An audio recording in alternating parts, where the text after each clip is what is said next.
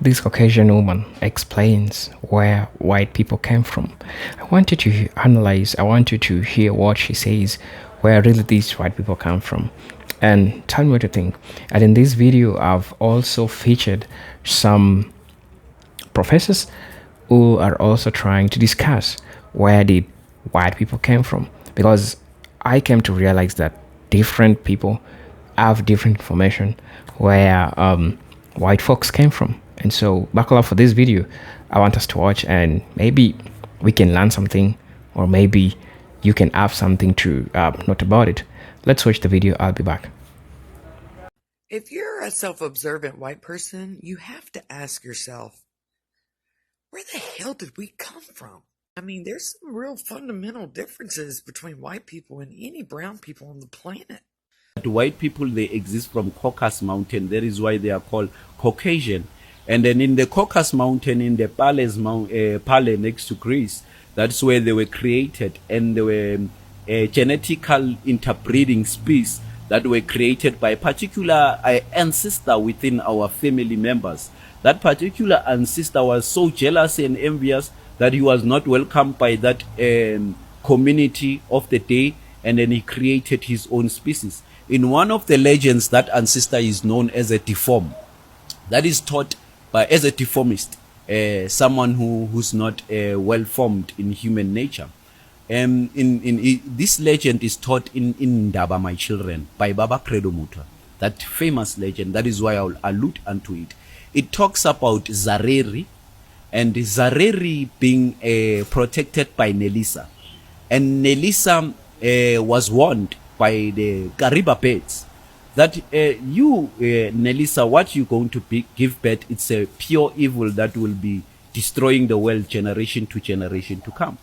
So Zareri was destroyed because of that, after all the incident. But he was born, and when he was born, he get to attribute his powers through building technology. That is where we get technology in Africa, and they knew about technology.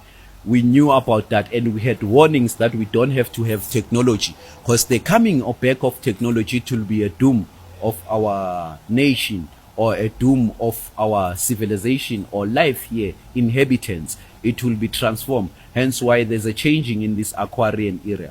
So Zareri created his own species, and his own species were called Abanju, were called the Doja, or the Gandu, or the Mavara. They were entertaining Zareri as the king of that species. You can get it into Ndaba, My Children. It's a second version of the story, after being told of Mama and Smagate, the creational story of Baba Credo Mutwa.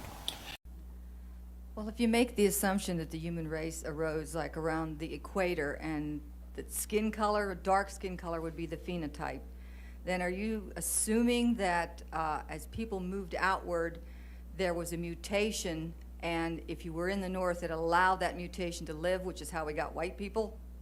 Yes. Would that follow? Yeah. If Nina Jablonski, who spoke at another one of your things, explained this, and she played a role in studying the reason for dark skin, which is if you have lots of intense sunlight, it destroys folic acid, and it turns out folic acid is really important for babies to develop properly, so it's not too good for a population for the babies to not develop properly. So that's why dark skin. Now, as you move north, there's another essential vitamin called vitamin D. There's an intermediate, biochemical intermediate, that needs to be then converted by the liver, but that intermediate's formed by UV light going through the skin. If you're near the equator and you have a dark skin, it still gets through enough to get your vitamin D. But now if you go north and it's cold and you wrap up and it's less sun because the sun's coming at an angle now, you will get rickets and have other problems, supposedly. So that's thought to be the reason for selection for lighter skin. Point number 2, it has been a common belief in theory that has been proven to be false that the Homo sapiens started evolving the light-skinned gene around 40,000 years ago, but yet they couldn't produce one Caucasoid past the age of 7,000 years. Hello, my friend. So there are a range of issues with this claim. Aside from the fact that this 19th century style categorization of skulls is inherently problematic, the oldest Caucasoid appearing skull isn't just 9,000 years old. I think what you're referring to is the Kenwick man found in the Americas. The oldest appearing European-like skull would belong to the Cro-Magnons, and they're believed to have entered Europe from the Middle East around 56,000 years ago, making them the oldest anatomically modern humans to enter Europe.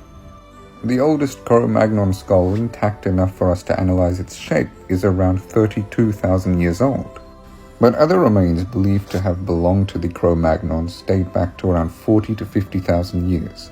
It's also important to note that modern skulls are not going to appear identical to skulls from tens of thousands of years ago.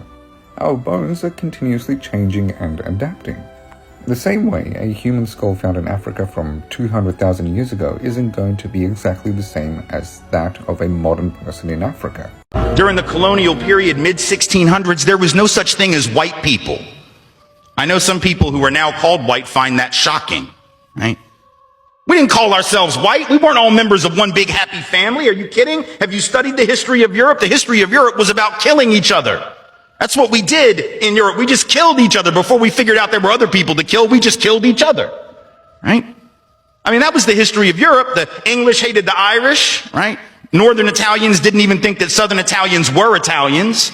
The Germans hated everybody, and everybody hated their ass right back, right? There was no team called white, no race called white, but all of a sudden, in the middle of the 1600s, there was. Why? Why was it suddenly necessary to create this thing called the white race? Well, because rich people can count. That's why.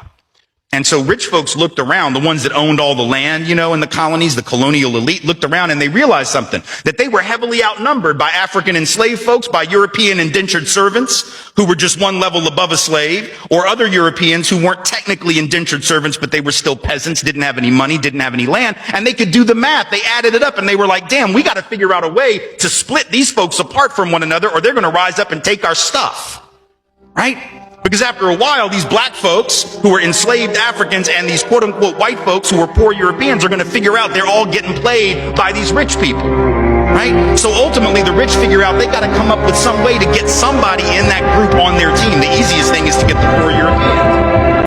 If you're a self-observant white person, you have to ask yourself, where the hell did we come from? I mean, there's some real fundamental differences between white people and any brown people on the planet. So I'm going to give you the latest science and some of my own strange theories on where do white people come from. The first thing science tried to say was, oh, they evolved lighter skin to better absorb vitamin D from the sun, especially in colder climates. That's why they got smaller noses and whatnot. But then smart scientists were like, the fuck are you talking about? Everybody indigenous to that area has brown skin, monolids, and wide noses. They're perfect for it. So that theory went straight out the window. So where did these super pasties come from? Well, that was about to be answered when they started the Human Genome Project. So more or less when this was done, we had a good clue as to where the hell white people came from. And basically, this is what the DNA said about white folks. So basically, this phenotype that had evolved from the original Africans, when they crossed the Caucasus, they ran into these guys, Neanderthals. You heard me correctly. And some of them hooked up. Apparently, this is Shakira as a Neanderthal. Actually, enormous amounts of them hooked up. Massive. And created hybrids. Homo sapien Neanderthal hybrids. And this is where it gets interesting. We're not at white people yet, almost. But none of you hybrids aren't fertile. Not so fast. Females of hybrids are. Males are sterile. But in general, the females remain fertile. So after this discovery, and only after this discovery, we had to go find more about Neanderthals because we had left them as dumbass cavemen, and you know us white folks wasn't having that shit, so we picked up studying Neanderthals again. So therefore we found investors to fund studies, and we found hundreds of Neanderthal sites and bones all over Europe. And that's when we started finding out things that play into some of the weird differences between whites and all other people of color. For instance, Neanderthals were the first artists, literally drawing and making paintings before Homo sapiens existed. We also found that they made jewelry and instruments before Homo sapiens existed. I personally think this explains the vast racial difference in fine arts and classical music. Also, the first to bury their dead, again, before Homo sapiens existed, even possibly with flowers. But don't worry, it ain't all kittens and rainbows. Now, here is where my theories are going to come into play, and it's probably going to be proven in the future. So we now know that the Neanderthals are what gave us a big push towards symbolic thought. And so you're thinking, that's great, right? Not always. There are two main problems responsible for mass killings that come from symbolic thought, and they both come from Caucasians. This and this. Stay with me now. I'm not painting all Christians or all Muslims, but we kill and enslave in the name of. In the name of comes from these religions, these mass religions, which come from symbolic thought, which was boosted in the white population by Neanderthal. And I truly believe this is why white people want to conquer and own everybody. So, Nanya, why don't Neanderthals still exist today? And why isn't our percentage higher? Well, not all interbreeding and hybridization leads to good things.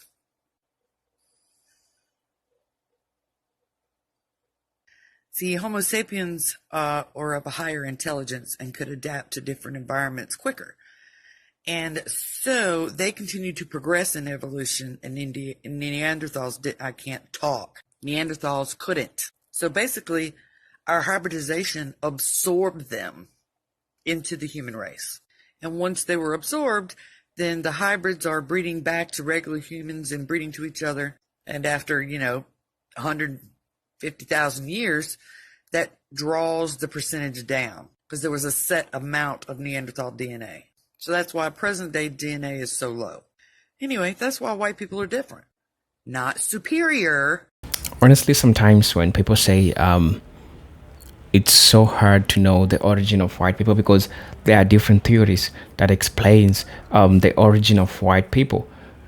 Some people have their speculation about where they came from.